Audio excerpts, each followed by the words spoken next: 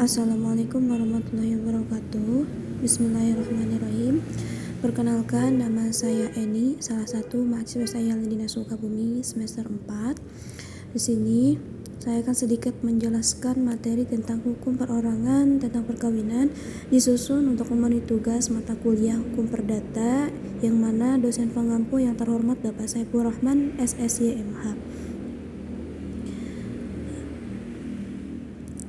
Pendahuluan. Hukum perorangan merupakan keseluruhan kaidah hukum yang mengatur tentang subjek hukum dan wewenangnya, kecakapannya, domisili, dan catatan sipil. Wewenang yakni hak dan kekuasaan seorang untuk melakukan perbuatan hukum. Pada dasarnya, semua orang mempunyai hak, namun tidak semua orang mempunyai kewenangan hukum atau hak dan kewajiban. Kiranya tidak berlebihan dalam hukum perorangan ini dianggap sebagai bidang sistematika hukum perdata yang paling penting, karena ketentuan hukum perorangan akan menjadi dasar bagi ketentuan bidang dan sistematika hukum perdata lainnya.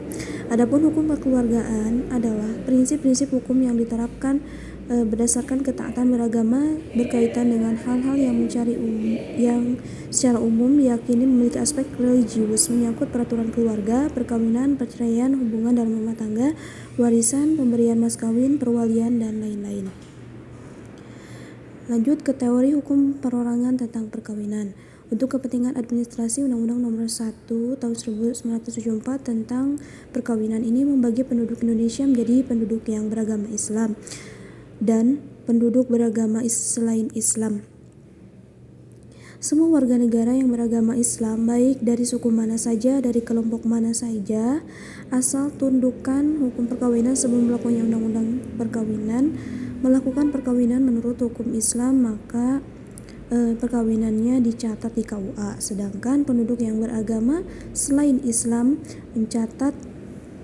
melakukan perkawinan menurut hukum agamanya ialah ikatan lahir batin antara seorang pria dan seorang wanita sebagai suami istri dengan tujuan membentuk keluarga rumah tangga yang bahagia dan kekal berdasarkan ketuhanan yang Maha Esa.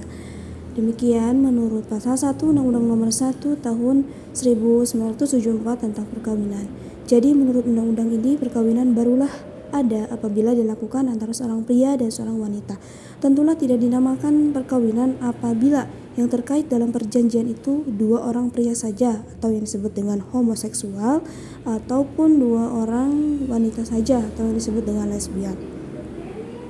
Berbagai hukum perkawinan yang berlaku sebelum berlakunya Undang-Undang Nomor 1 Tahun 1974 bagi berbagai golongan warga negara dan berbagai daerah adalah sebagai berikut. 1. Bagi orang-orang Indonesia asli yang beragama Islam berlaku hukum agama yang telah diresepsi ke dalam hukum adat.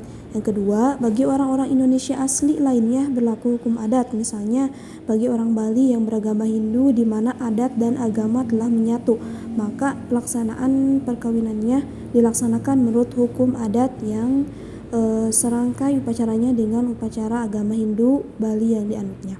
Ketiga, bagi orang-orang Indonesia asli yang beragama Kristen berlaku Huwelij Ordonati Kristen Indonesia atau disebut dengan HOCI S.1933 nomor 74. Aturan ini sekarang sejauh sudah diatur dalam Undang-Undang Nomor 1 Tahun 1974, sudah tidak berlaku lagi. Yang keempat, bagi orang-orang timur asing Cina warga negara Indonesia keturunan Cina berlaku ketentuan-ketentuan dalam Kitab Undang-Undang Hukum Perdata atau KUH Perdata dengan sedikit perubahan. Aturan ini juga tidak berlaku lagi sejauh sudah diatur dalam Undang-Undang Nomor 1 Tahun 1974. Yang kelima, bagi orang-orang timur asing lainnya dan warga negara Indonesia keturunan asing lainnya tersebut berlaku hukum adat mereka. Yang keenam, bagi orang-orang Eropa dan warga negara Indonesia keturunan Eropa atau Indo yang disamakan dengan mereka berlaku KUH Perdata, yaitu Burgerlich Witbook atau ini singkat dengan BW. Termasuk dalam golongan ini orang-orang Jepang atau orang-orang lain yang menganut asas-asas hukum kekeluargaan yang sama dengan asas-asas hukum kekeluargaan Belanda.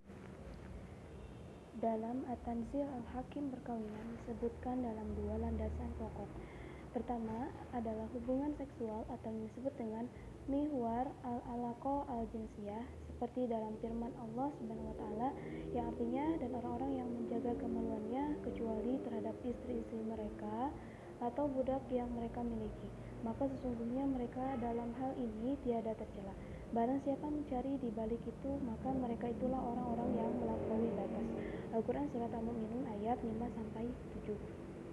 Kedua adalah landasan hubungan kemanusiaan dan bermasyarakat atau yang disebut dengan mihwar al-alaqah al-insaniyah al-ijtimaiyah, seperti dalam firman Allah yang berbunyi Allah menjadikan bagi kamu istri-istri dari jenis kamu sendiri dan menjadikan bagimu dari istri-istri kamu itu anak-anak dan cucu-cucu. Al-Quran Surat An-Nahl ayat 72.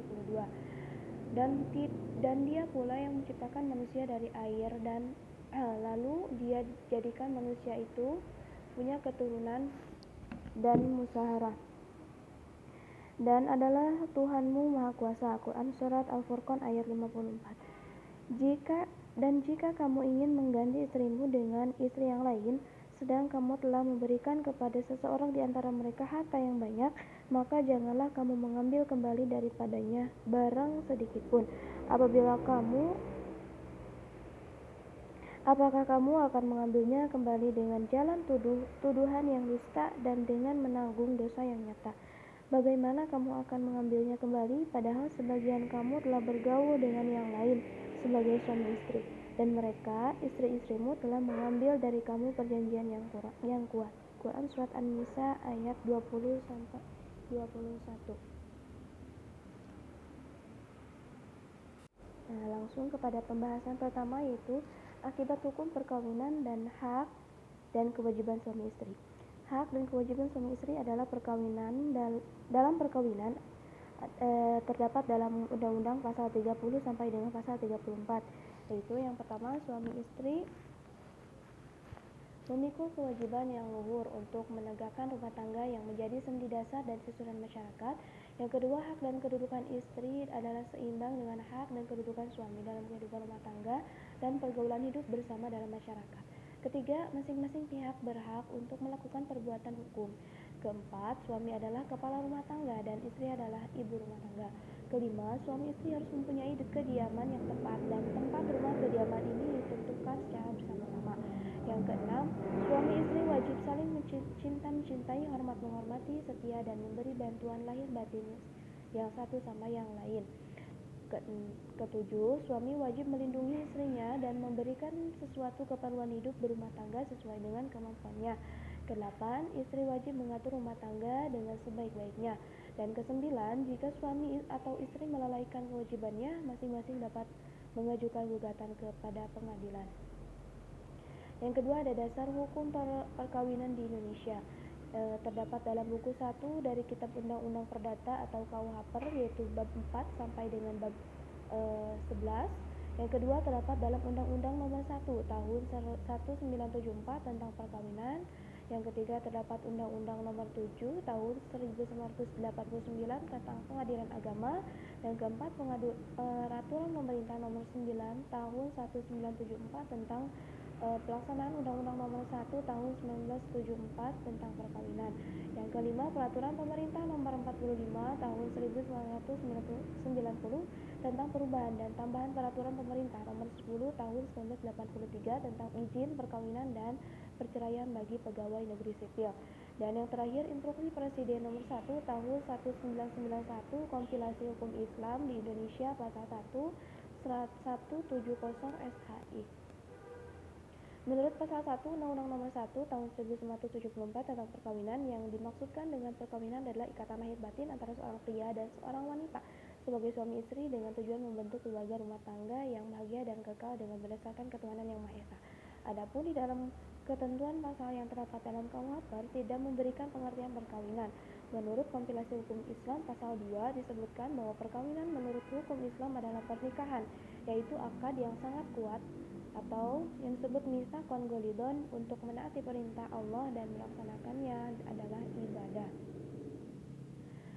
Perkawinan menurut KUH. Yang pertama, ada asas monogami dalam perkawinan. Hukum perkawinan yang diatur dalam KUH berasaskan monogami dan berlaku mutlak. Artinya, seorang suami hanya diperbolehkan mempunyai seorang istri saja, begitu pula sebaliknya. Hal ini sesuai dengan ketentuan pasal 27 KUH Per. KUH Per memandang perkawinan hanya dalam hubungan keperdataan, pasal 26 KUH Per. Hal ini berarti bahwa perkawinan itu sah apabila terpenuhinya ketentuan hukum atau syarat hukum dari KUH Per. KUH Per tidak memandang faktor keagamaan sebagai syarat sahnya perkawinan. Hal ini dijelaskan dalam pasal 81 KUH Per di mana upacara keagamaan tidak boleh dilangsungkan sebelum perkawinan. Sebelum perkawinan diadakan di hadapan catatan sipil. Di dalam KUH Per, perolehan keturunan bukan merupakan tujuan perkawinan. Yang kedua, izin berpoligami dalam perkawinan. Dalam pasal 3 ayat 1 Undang-Undang Perdata disebutkan bahwa pengadilan dapat memberi izin kepada seorang suami untuk memberi istri lebih dari seorang apabila ia dikehendaki oleh pihak-pihak yang bersangkutan. Menurut pasal 63 Undang-Undang Perdata, pengadilan yang dimaksudkan di sini adalah yang pertama, pengadilan agama bagi mereka yang beragama Islam, yang kedua, pengadilan umum bagi yang lainnya. Setiap keputusan pengadilan agama dikukuhkan oleh pengadilan umum. Nah, yang ketiga, syarat-syarat sahnya perkawinan. Yang pertama ada berlaku asas monogami, pasal 27 KUH Per. Yang kedua, harus ada kata sepakat dan kemauan bebas antara si pria dan wanita, pasal 28 KUH Per. Yang ketiga, seorang pria sudah berumur 18 tahun dan wanita berumur 15 tahun, pasal 29 KUH Per. Yang keempat, ada masa tunggu bagi wanita yang bercerai, yaitu 300 hari sejak perkawinan terakhir bubar, pasal 34 KUH Per. Nah, yang kelima, anak-anak yang dewasa harus memiliki izin kawin dari kedua orang tua mereka, pasal 35 KUHP. Mengenai izin kawin ini diatur dalam ketentuan-ketentuan berikut. Yang pertama, jika wali ini sendiri hendak kawin dengan anak yang dibawa pengawasannya, harus ada izin pengawas, pasal 36 KUHP. Yang kedua, jika kedua orang tua telah meninggal dunia atau tidak mampu menyatakan kehendaknya, maka yang memberikan izin ialah kakek nenek, baik pihak ayah maupun pihak ibu. Sedangkan izin wali masih pula tetap diperlukan, pasal 37 KUH. Yang ketiga, anak luar kawin yang belum dewasa untuk dapat kawin harus dapat izin dari bapak dan atau ibu yang mengakuinya. Jika wali itu sendiri hendak mengawas, jika di antara orang-orang yang memberi izin itu terdapat perbedaan pendapat, maka pengadilan permintaan si anak berkuasa memberikan izin, pasal 39 KUH. Yang keempat, anak luar kawin namun tidak diakui selama belum dewasa tidak diperbolehkan kawin tanpa izin dari wali atau wali pengawas mereka, pasal 40 KUH. Yang kelima, untuk anak yang sudah dewasa tetapi belum berumur 30 tahun masih juga diperlukan izin dari orang tuanya, tetapi apabila mereka tidak mau memberikan izin, maka anak dapat memintanya dengan perantara hakim, pasal 42 KUH. Yang keenam, tidak terkena larangan kawin, pasal 30 sampai 33 KUH. Nah, yang ketiga, hukum perkawinan tentang perjanjian perkawinan dan harta perkawinan. Harta benda dalam perkawinan. Satu, pengurusan harta kekayaan persatuan. Percampuran kekayaan adalah mengenai seluruh aktiva dan pasifa, baik yang dibawa oleh masing-masing pihak ke dalam perkawinan maupun yang akan diperoleh di kemudian hari selama perkawinan. Menurut pasal 119 KUH Per, prinsip harta benda dalam perkawinan yaitu harta persatuan bulat antara suami dan istri. Adapun yang berwenang bertindak atas harta benda dalam perkawinan adalah suami, baik untuk harta pribadi istri terdapat dalam pasal 105 KUH Per, yaitu suami sebagai kepala perkawinan, atau harta persatuan pasal 124 ayat 1 KUH Per sebagai kepala harta persatuan. Selanjutnya, menurut pasal 124 ayat 2 KUH Per, suami diperbolehkan menjual, memindah tangankan dan membebankan harta persatuan tanpa campur tangan si istri, kecuali dalam hal berikut. Yang pertama, tidak boleh menghibahkan barang-barang yang tidak bergerak dan semua barang bergerak dari persatuan, kecuali untuk memberi kedudukan kepada anak-anaknya, pasal 124 ayat 3 KUH. Yang kedua, tidak diperbolehkan juga menghibahkan suatu barang tertentu meskipun diperjanjikan bahwa ia tetap menikmati hasil pakai hasil atas barang itu, pasal 124 ayat 4 KUH. Yang ketiga, meskipun ada persatuan di dalam suatu perjanjian kawin, dapat ditentukan bahwa barang tak bergerak dan piutang atas nama istri yang jatuh dalam kesatuan tanpa persetujuan si istri tidak dapat dipindah tangankan atau dibebani. Pasal 140 ayat 3 KUHP. Di samping itu, jika si suami tidak hadir atau tidak mampu untuk menyatakan kehendaknya dan tindakan dengan segera sangat dibutuhkannya, maka si istri dapat meminta izin ke pengadilan untuk memindahkan atau membebani harta persatuan itu. Pasal 125 KUHP. Yang kedua, bubarnya harta persatuan. Menurut pasal 126 KUHP, harta kekayaan persatuan demi hukum menjadi bubar karena yang pertama, kematian salah satu pihak. Yang kedua, berlangsungnya perkawinan baru si istri atas izin hakim setelah adanya keadaan tidak hadir si suami. Yang ketiga, perceraian. Yang keempat, perpisahan meja dan tempat tidur. Yang kelima, perpisahan harta kekayaan. Setelah bubarnya harta persatuan, maka harta persatuan dibagi dua antara suami dan istri atau antara para ahli waris para ahli waris mereka masing-masing tanpa mempersoalkan dari pihak yang manakah barang-barang itu diperolehnya. Pasal 128 ayat 1 KUHP. Nah, yang keempat, perceraian dan akibat hukumnya. Tata cara perceraian: pisah rumah akibat putusnya perkawinan karena perceraian. Nah, perceraian adalah pengakhiran dari suatu perkawinan karena sesuatu karena sebab keputusan hakim atas tuntutan dari salah satu pihak atau kedua belah pihak dalam perkawinan. Menurut pasal 208 KUHP, dari perceraian atas tujuan suami istri tidak diperkenankan. Alasan-alasan perceraian. Menurut pasal 209 KUHP, alasan-alasannya yang dapat mengakibatkan perceraian adalah 1. Zina. Yang kedua, meninggalkan tempat tinggal bersama dengan itikat jahat selama 5 tahun. Yang ketiga, mendapatkan hukuman penjara selama 5 tahun atau lebih karena dipersalahkan melakukan suatu kejahatan. Yang keempat, penganiayaan berat yang dilakukan suami terhadap istri atau sebaliknya sehingga membahayakan jiwa pihak yang dilukai atau dianiaya. Nah, tata cara perceraian. Yang pertama, ada gugatan perceraian. Tuntutan perceraian perkawinan harus diajukan pengadilan negeri tempat tinggal suami sebenarnya. Apabila si suami tidak mempunyai tempat tinggal atau tempat tinggal sebenarnya di Indonesia, maka tuntutan itu harus diajukan ke pengadilan negeri tempat tinggal si istri sebenarnya. Jika suami pada saat tersebut tidak mempunyai tempat tinggal atau tempat kediaman sebenarnya di Indonesia, maka tuntutan itu harus diajukan ke pengadilan negeri kediaman si istri sebenarnya. Pasal 207 KUHP. Yang kedua, gugatan perceraian gugur. Menurut KUHP, hak untuk menuntut perceraian gugur apabila 1. Antara suami dan istri telah terjadi suatu pendamaian. Pasal 216 KUHP. Yang kedua, suami atau istri meninggal dunia sebelum ada keputusan. Pasal 220 KUHP. Nah, yang ketiga, pemeriksaan di pengadilan.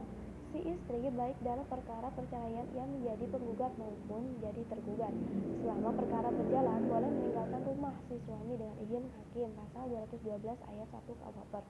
Selama perkara berjalan, hak-hak si suami selama pengurusan harta kekayaan istrinya tidak terhenti, hal mana tak mengurangi keleluasan si istri untuk mengamankan haknya. Pasal 215 ayat 1 KUHP. Selama perkara berjalan, pengadilan negeri adalah leluasa menghentikan pemangkuan kekuasaan orang tua seluruhnya atau sebagian dan memberikan kepada orang tua yang lain atau kepada seorang ketiga yang ditunjuk oleh pengadilan ataupun kepada dewan perwalian. Terhadap tindakan-tindakan tersebut tidak boleh dimohonkan banding. Pasal 214 KUHP.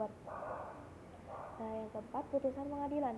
Perkawinan bubar karena putusan perceraian dan pembukuan perceraian itu dalam register pegawai catatan sipil. Pasal 221 ayat 1 KUHP. Yang kelima, pegawai pencatat perceraian. Nah, yang keempat, akibat perceraian. Nah, yang pertama ada kewajiban suami atau istri memberikan tunjangan nafkah kepada suami atau istri yang menang dalam tuntutan perceraian. Pasal 222 KUHP.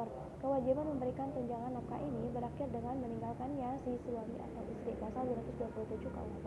Yang kedua, pengadilan menetapkan siapa dari kedua orang tua itu yang aman melakukan perwalian terhadap anak-anak mereka. Pasal 229 KUHP. Nah, yang ketiga, apabila suami dan istri yang telah bercerai hendak melakukan kawin ulang, maka demi hukum segala akibat perkawinan pertama hidup kembali seolah-olah tak pernah ada perceraian. pasal 232 KUHP. Nah, untuk yang terakhir ada perjanjian perkawinan dan harta perkawinan perkawinan campuran. Mengenai perjanjian perkawinan ini, menurut pasal 29 Undang-Undang Perdata adalah pada waktu atau sebelum perkawinan dilangsungkan, kedua pihak atas persetujuan bersama dapat mengadakan perjanjian tertulis yang disahkan oleh pegawai pencatat perkawinan, setelah mana isinya berlaku juga terhadap pihak ketiga tersangkut. Dan perjanjian tersebut tidak dapat disahkan bila mana melanggar di batas-batas hukum agama dan kesusilaan. Perjanjian tersebut berlaku sejak perkawinan dilangsungkan. Selama perkawinan berlangsung, perjanjian tersebut tidak dapat dirubah kecuali di kedua belah pihak ada persetujuan untuk mengubah dan perubahan tidak merugikan pihak ketiga. Dengan demikian, perjanjian perkawinan ini bisa dibuat dengan akta autentik dan juga bisa dibuat dengan akta di bawah tangan. Harta benda dalam perkawinan. Kata benda yang diperoleh selama perkawinan menjadi harta bersama, harta bawaan dari masing-masing suami dan istri, dan harta benda yang diperoleh masing-masing sebagai hadiah atau warisan adalah di bawah penguasaan masing-masing sepanjang para pihak tidak menentukan lain. Pasal 35 Undang-Undang Perdata. Dengan demikian, dapat disimpulkan bahwa harta benda perkawinan dalam Undang-Undang Perkawinan adalah harta terpisah. Artinya segala harta yang dibawa dalam perkawinan yang disebut dengan harta bawaan tetap dikuasai oleh pihak yang membawa. Harta diperoleh selama perkawinan menjadi harta bersama kecuali diperoleh karena warisan dan hibah. Apabila mau menyimpang dari prinsip harta benda perkawinan ini, maka dibuat perjanjian sebelum perkawinan. Dilihat pasal 29 Undang-Undang Perdata yang berwenang bertindak atas harta benda perkawinan menurut pasal Undang-Undang 39 Undang-Undang Perdata adalah mengenai harta bersama, suami atau istri dapat bertindak atas persetujuan kedua belah pihak. Kedua, mengenai harta bawaan, masing-masing suami dan istri hak sepenuhnya untuk melakukan perbuatan hukum mengenai harta bendanya. Selain itu, disebutkan dalam pasal 37 Undang-Undang Perdata, bila perkawinan putus karena perceraian, harta bersama diatur menurut hukumnya masing-masing. Perkawinan campuran. Yang dimaksud dengan perkawinan campuran adalah dua orang yang di Indonesia tunduk pada hukum yang berlainan karena perbedaan kewarganegaraan dan salah satu pihak kewarganegaraan asing dan salah satu pihak berkewarganegaraan Indonesia. Pasal 57 Undang-Undang Perdata. Untuk memperoleh dan kehilangan kewarganegaraan. Selanjutnya dijelaskan bahwa bagi orang-orang yang berlainan kewarganegaraan yang melakukan perkawinan campuran dapat memperoleh kewarganegaraan dari suami atau istrinya yang dapat pula kehilangan kewarganegaraannya. Menurut cara-cara yang telah dilakukan dalam Undang-Undang Kewarganegaraan Republik Indonesia yang berlaku pasal 58 Undang-Undang Perdata, kewarganegaraan yang diperoleh sebagai akibat perkawinan atau putusnya perkawinan menentukan hukum yang berlaku baik mengenai hukum Republik atau hukum perdata perkawinan yang dilangsungkan di Indonesia dilakukan menurut Undang-Undang Perkawinan ini, pasal 59 Undang-Undang Perdata. Syarat-syarat melangsungkan pernikahan campuran. Perkawinan campuran tidak dapat dilakukan sebelum terbukti syarat-syarat perkawinan yang ditentukan oleh hukum yang berlaku bagi pihak masing-masing telah dipenuhi. Untuk membuktikan bahwa syarat-syarat tersebut setelah dipenuhi dan karena itu tidak ada rintangan untuk melangsungkan perkawinan campuran, maka menurut mereka yang menurut hukum yang berlaku bagi pihak masing-masing berwenang catat perkawinan diberikan surat keterangan bahwa syarat-syarat telah dipenuhi. Jika pejabat yang bersangkutan menolak untuk memberikan surat keterangan itu, maka atas perintah yang berkepentingan pengadilan memberikan keputusan dengan tidak beracara serta tidak dimintakan banding lagi tentang soal apakah penolakan pemberian surat serangan itu beralasan atau tidak. Pengadilan memutuskan bahwa tolakan tidak beralasan, keputusan itu menjadi pengganti keterangan. Surat keterangan atau keputusan pengganti serangan tidak mempunyai kekuatan lagi jika perkawinan itu tidak dilangsungkan dalam masa 6 bulan sudah keterangan itu diberikan. Pasal 66 Undang-Undang Perdata. Catatan perkawinan campuran. Perkawinan campuran dicatat oleh pegawai pencatat yang berwenang.